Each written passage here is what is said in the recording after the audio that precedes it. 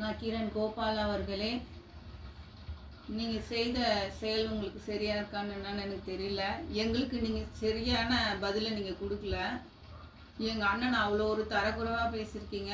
நீங்கள் ஒரு பத்திரிக்கை ஆசிரியன்றதுக்கு தகுதியே இல்லாத ஒரு நபராக தெரிவிங்க. ஏன்னா எவ்வளோ சம்பவம் இந்த தமிழ்நாட்டில் நடந்துட்டுருக்கு. அதுக்கெல்லாம் குரல் கொடுக்காத நீங்கள் இப்போ எங்கள் அண்ணனை பேச என்ன தகுதி இருக்குது உங்களுக்கு? எப்படி பேசலாம்? நீங்கள் என்ன வார்த்தை பேசியிருக்கீங்க? தராதரம் இல்லை உங்களுக்கு. அவர் கொலை பண்ணதை நீங்கள் பார்த்தீங்களா? அவர் கொலை பண்ணதை நேரடியாக பார்த்த சாட்சி நீங்களா? ஒருத்தர் மேலே கொலைப்பழியை சுமத்தக்கூடாதுன்னு சட்டமே சொல்லியிருக்குது. தீர விசாரிக்கணும் எது வந்தாலும். நீங்கள் எப்படி சொல்லலாம்? வெட்டுன்றீங்க, குத்துன்றீங்க, அவனை கைது பண்ணுங்க, விலங்க போடுங்க, செருப்பால் அடிங்க. ஒரு தமிழக வெற்றி கழகத்தின் தலைவர் அவர். அந்த தலைவரை நீங்க என்ன முறையில வெட்டுவேன், குத்துவேன், கைது பண்ணலான்னு சொல்லலாம்? தமிழ்நாடுன்னா என்னன்னு உங்களுக்கு தெரியுமா? ஜனநாயகம்னா என்ன தெரியுமா? நீங்க ஒரு நிருபரா? வெக்கமா இல்லை உங்களுக்கு பேசுறதுக்கு?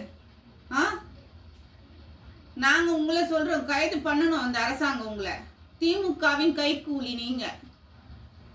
திமுகவின் கைக்கூலி நீங்க.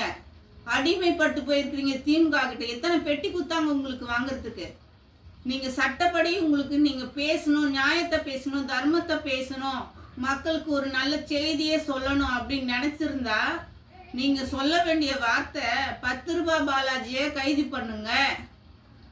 அவன் தான் திருட்டு பையன், கொலை பண்ண பையன் அவன் தான், கொலைகாரன் அவன் தான். செந்தில் பாலாஜி தான் கொலைகாரன். 41 பேரை கொலை பண்ண கொலையாளி அவன் தான். மக்களுக்கு முழுக்க முழுக்க தெரியும். ஒருத்தன் திட்டமிட்டு 41 பேரை 6 மணிக்கு மேலே போஸ்ட்மார்ட்டம் பண்ணக்கூடாதுன்னு சொல்லியிருக்காங்க. அவன் எப்படி பண்ணலாம்? செவிலியர் எத்தனை பேர் அங்கே இருந்தாங்க அந்த ஹாஸ்பிட்டலில்? எத்தனை டாக்டர் இருந்தாங்க?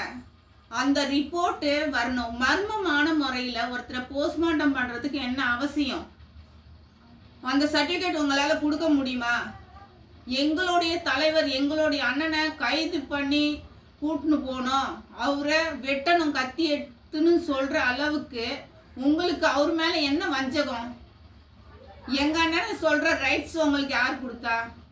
திமுகவின் கைக்கூலி தானே நீங்கள். அடிமைப்பட்டு போயிருக்கிறீங்க. அன்னைக்கு அம்மா ஆட்சியில் வெளியே வந்த நீங்கள் இன்னைக்கு தான் வெளியே வரீங்கன்னு நினைக்கிறேன். நான் எதுக்கும் பதில் கொடுக்காத நீங்க திருவண்ணாமலையில ஒரு பெண்ணை கற்பழிச்சு 2 போலீஸ்கார் கற்பழிச்சாங்க. அதுக்கு ஒரு வார்த்தை வந்துதா? எவனாச்சும் சொல்றீங்களா? நல்ல ஒரு ஆம்பளைங்களா இருந்தா ரோட்ல வந்து நின்று சொல்லுங்கடா, நாங்க உங்களுக்கு பதில் கொடுக்குறோம்.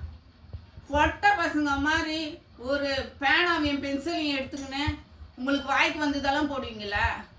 ஒரு பத்திரிகைக்காரனால எல்லா பத்திரிகைக்காரனுக்கும் கெட்ட பேர்.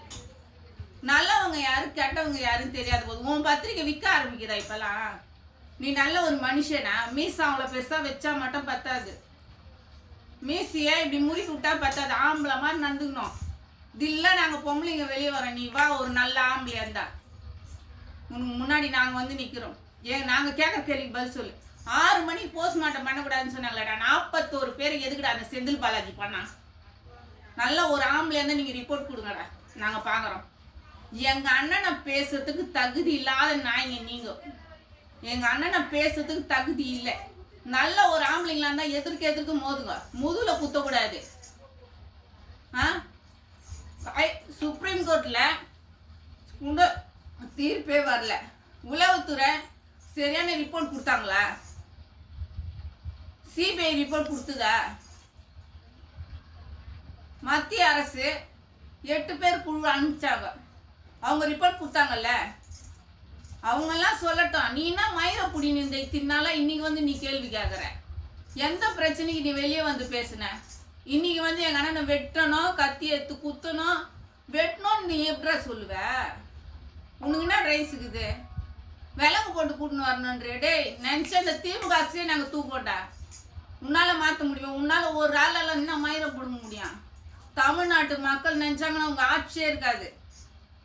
அவனுக்கு நீ கை விலங்கு போடணும். எங்க கிட்ட வந்து பேசுற?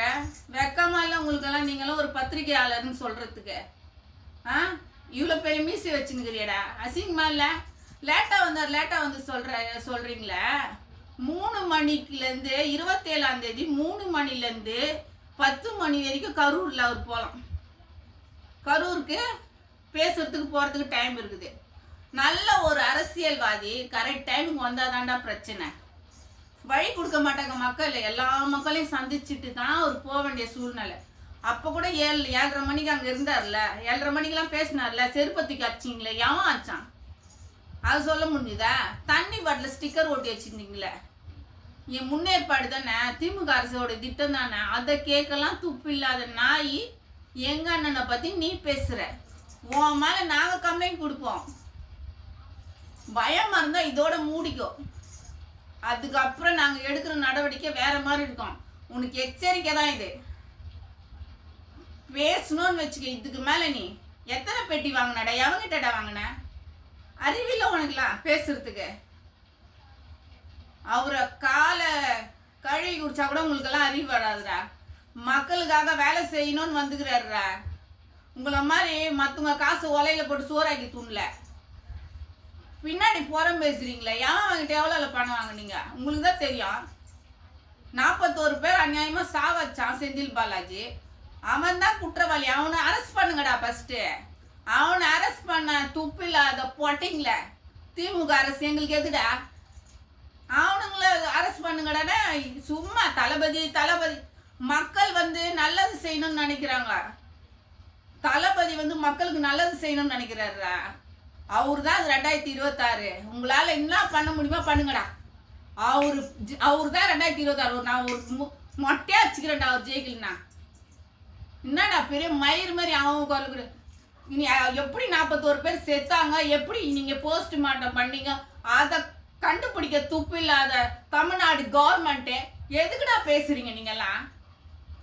எதுக்கு பேசுறீங்க? என்ன பண்ணுவீங்க? மிஞ்சி பண்ண அரெஸ்ட் பண்ணுவீங்களா? மயிரை கூட பிடிங்குங்க. ஒன்றும் பண்ண முடியாது உங்களால். நல்ல ஒரு தீர்ப்பை கொடுங்க.